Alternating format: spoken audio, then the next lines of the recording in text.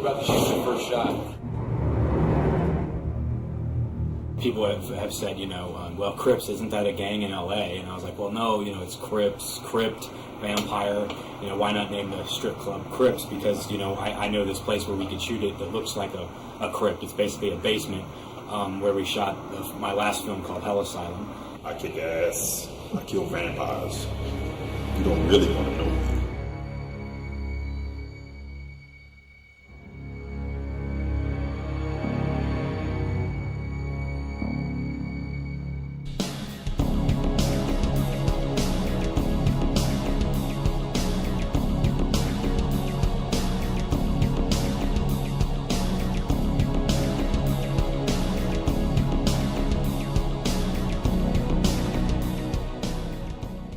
Well, my name is Rick Irvin. I'm playing the role of Fuzzy Down in the film called Crips. How you doing? Troy Skinner, playing the part of Times Square in the new movie Crips. I play the character called Truck. Oh, and as you can see, I'm in my nice little hoodie and I have my little tee. And I'm sure you saw Fuzzy Down with his, so to let you know that we're working on a cold set. Hey, my name is Olivia Fernandez, and I'm playing the role of Naughty Waitress in Danny Draven's Crips. Hey, what's happening? My name is Archie Howard, better known as Big Arch. My role in hey man. Coke or Pepsi, neither one. Hi, my name is Linda De Leon, and I play the role of Stacia. And I'm just having a blast. It's a horror film, and we get to kill people. I play a character by the name of Buffalo. Buffalo's a bouncer, and Buffalo's a cold motherfucker, if you know what I mean. Buffalo is, I'm what you call a familiar. I'm not human, but I'm not yet a vampire. But I still have superhuman strength, called knocking fools out. You know what I'm talking about? Yeah. Hello, my name is Danny Gosser, and I did production stills for the Dark Wave film Crips. My role starts and stops here. I've been struggling in Hollywood for about 3 years now. The acting was really good in this movie, I felt. Some of the movies I've done in the past, you always get like one or two actors that kind of fuck up the movie because they, I don't know, for some reason in the casting session, it was like, yeah, they might work, and then you get them on the set, and it's like, well, that's not working for me. Because I know the last couple of movies I had that, and I kind of had to cut around most of them. But Crips, the acting was really good in it, I thought. I'm also directing this, the very documentary that you're watching right now, which means I have complete control over what you're seeing. I'm going to have the camera cut right now. Now you're seeing footage of Danny Draven directing on set. There's no audio. You can hear me, and it comes back to me. Okay, see? I did the documentary. And the movie's not really taken that seriously anyway, because it's supposed to be kind of a horror comedy. It's not supposed to be like a straight Exorcist type movie. And that's why, when they're getting chased by the vampires, they're always, yo, bitch, this, yo, bitch, that, what are you doing, that kind of thing. Because it's supposed to be like that. It's not, that was intentional. Licorice in the house. One of the hardest up-and-coming black martial artists in the year 2002, 2002, baby. Chyna Mccoy, put it down. One of the things I was really happy with in the movie too was the score of the movie. Josephine Sugianti, who scored the film, actually brought a lot to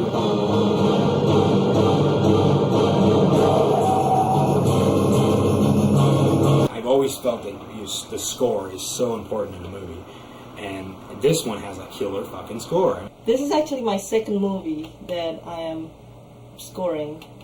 The first movie was the last movie that Danny Draven directed, which is called Hell Asylum. I'm thrilled to have such a cool score.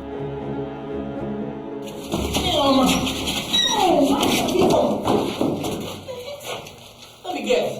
Ain't about that lap dance, is it? We're saving you for dessert, you see. Sometimes we like it raw and stringy. Stringy? Bitch, I'll show you stringy. Get your ass. Oh, damn. Cut! That's cut. Nice. Okay.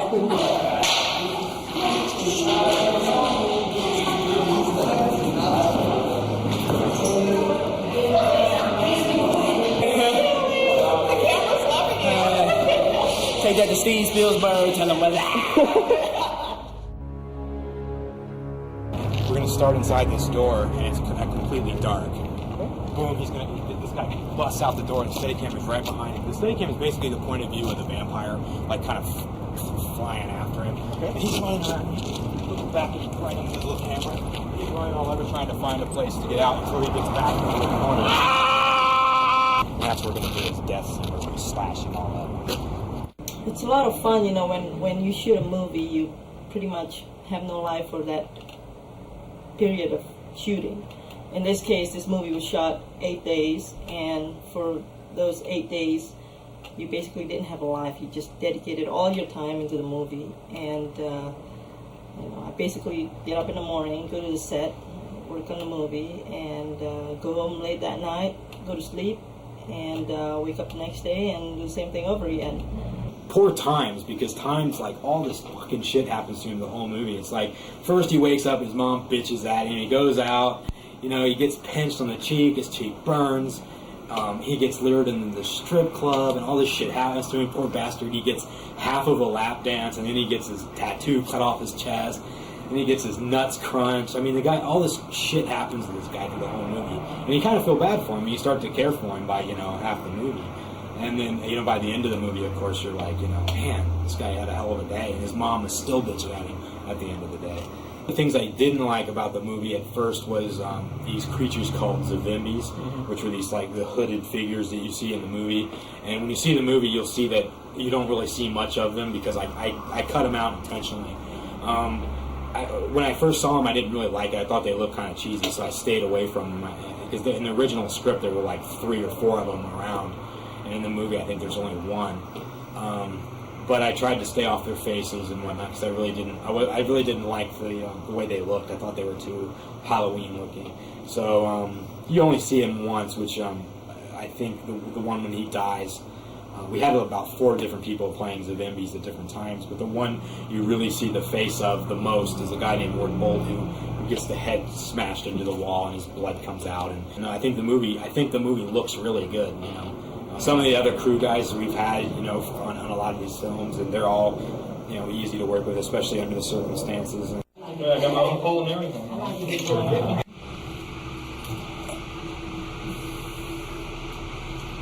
Come on, the girls don't like have boyfriends. Well, it's one of the best sets I've ever been on because of the people. The chemistry's great. Shit. I should have been home 2 hours ago, but I have nothing else to do with my life, so I'm here with these people who actually think I'm a cool guy. Get that camera out of my face! You need some help? Hey, who let get the press out of here! Get out of here! I'm trying to study. Who is this? About 4 pages.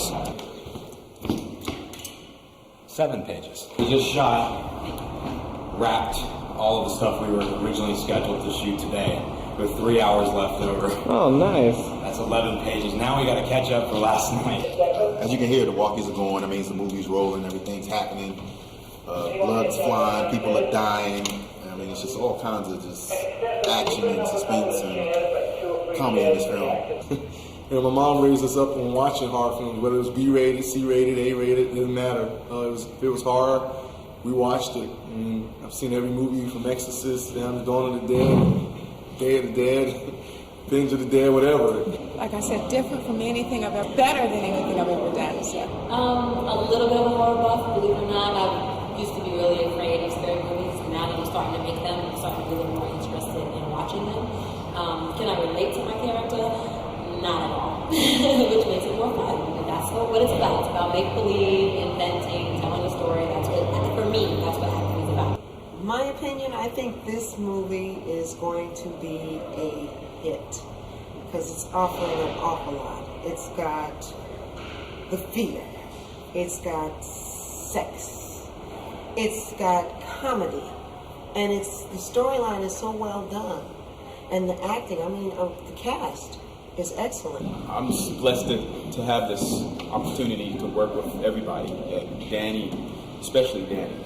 He's going places, and I just I just want to be remembered so I can be a waiter in a film that he does, or I don't give a fuck. There's 5 different vampires, and they all have makeup, and they all have contact lenses, and then there has to be a strip club, and you know, we don't have a lot of money, so I had to dress it like a strip club, and then there's all these other dungeon locations and areas, and there was just a lot of people and different stuff. So I mean, there was a lot to it, but we pulled it off in 8 days. So I've had to do a few things with makeup and stuff. This was my first time putting on colored contacts, so that was pretty interesting. But it was great being a vampire. It was cool having the teeth actually made for my mouth, you know, not just some shit I bought out of a 5 and 10 store. Last few scary movies I didn't get to have this pleasure, so I'm actually really enjoying the contacts, and really enjoying the wig, the costume, the whole bit. Like, I'm having a ball. That's what it's about, having fun. That was crazy. I really did have a good time getting all bloody, and the fighting was real cool too. This tattoo that I designed, what it is a Z. And then it's the O and E. My daughter's name is Zoe, but it also, Zoe means the meaning of life in Greek. So not only is it playing an intricate part in this movie, but also it's my daughter's name. the makeup was really good on this movie too, because I have a friend named Mark Bautista who's worked on at least, well, he was on Hell Asylum and Witch House 3 and whatnot, and I met him through a friend of mine, splatter photographer friend of mine named Ward Bold. He came onto this project, and I thought they did a really great job, you know, because there's not a lot of time to do a lot of these effects, and I think Mark and his team, he had about 3 makeup assistants with him, and I think they all did a really good job. So we casted all their teeth and made custom fangs for each one of them.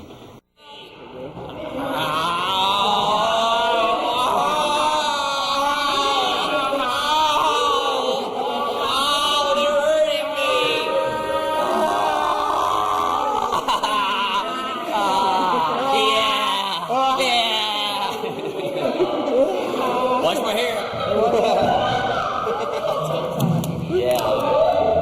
That's cool. I'd like to take with me from this project is the friendship, and they casted this movie perfectly because the chemistry with everybody was really good, and everybody seemed to like each other, and that makes it really fun to come to work when you can enjoy your surroundings and the people around you. And that's what I'm gonna take with me. Everybody here on the set seems like real people. The cast is a blast. The guys are a complete mess. They're killing me. They're bringing video games to the set and playing Nintendo or whatever it is you guys are playing these days. But yeah, they're really cool. We've been having a lot of deep, fun discussions, which is really interesting. The cast is cool. Everyone's really cool. They're all clowns, but I love them all. I mean, I've been blessed to meet these guys and spend the time that I've been spending with them, learning a lot about people and realizing that there are other people out there like myself who sees things the same way. And, you know, they're all talented. They're all talented in their own way. Great. That's all I can really say. Everyone is just great to work with. Everyone's bringing something to the table. I'm the door guy, so I'm not going to do retrospective footage. But actually, I can kind of set up the camera and then do the door. The door guy. Whatever. I don't know. So I'm going to do the door here in a second. Just wait until they're ready.